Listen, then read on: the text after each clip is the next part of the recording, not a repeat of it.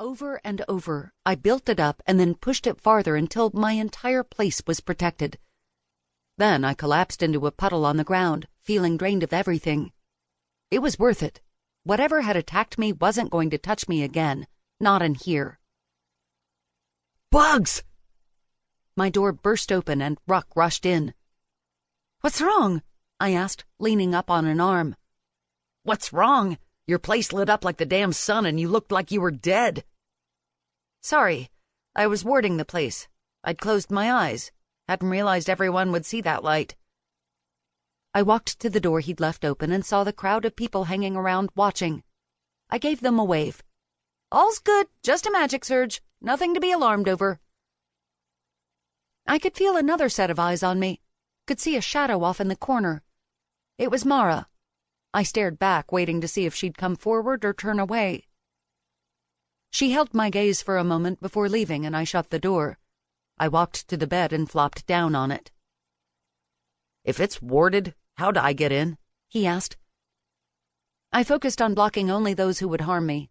The more precise the threat to me, the stronger the ward works. I waved a hand toward the table near my bed that had a basket of biscuits. "Can you get those? I need sustenance and I don't want to move again."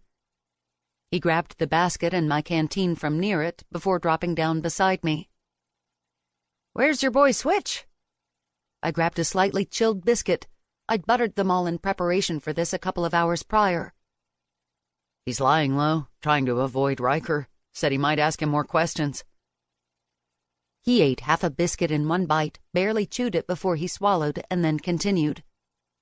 "He told me what happened earlier. Then he kept talking about being a bird or something. They better not have broken my boyfriend."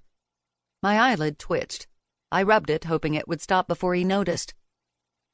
Ruck wasn't looking at me, and yet somehow he'd caught it.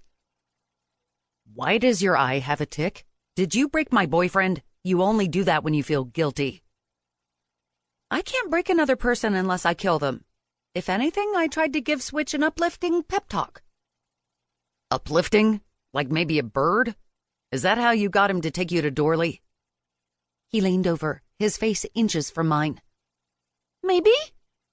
I threw an arm over my eyes, trying to hide the evidence. I didn't mean to mess him up. To be honest, he needed it. "I know. That's one of the reasons I came here. We have to talk. I don't want to go back to Dorley, and neither does Switch. Don't tell me you want to be there either. That sideshow scene was a joke." My lower lip tasted really good all of a sudden as I tried to think of a reason Dorley still might be better than staying here. There was only one, and its name was Ryker. "Are you really going to lie there and say you want to go back?" When I didn't answer, he lifted my arm up.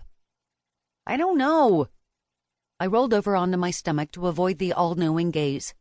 "Because you still want to get in the big man's pants and have him tell you you're the one and only?" "Yes, if we must spell it out. I don't know why I can't seem to get past it. I don't even like him most of the time." And yet I had to give myself a pep talk to keep my shit together whenever I was around him, and it wasn't just the way our magic reacted. Ruck flopped onto his stomach next to me. "You know what my suggestion is. Climb on a different dick." His voice was very sincere considering his words. "I don't want another dick. I haven't had a first dick to compare." "It still might help. Hair of the dog that bit you." "But I didn't get bitten, and that refers to drinking." "It's just as relevant. I have more experience. You need to trust me on this." He gave my hand a pat. "Look, wherever we end up, Switch wants to come with us. He doesn't want to go back to Dorley, and he's afraid to tell Knife. He says he needs to be free like a bird." Switch had really grabbed onto this bird thing. I'd needed a lift to Dorley, which had taken him all of 10 minutes.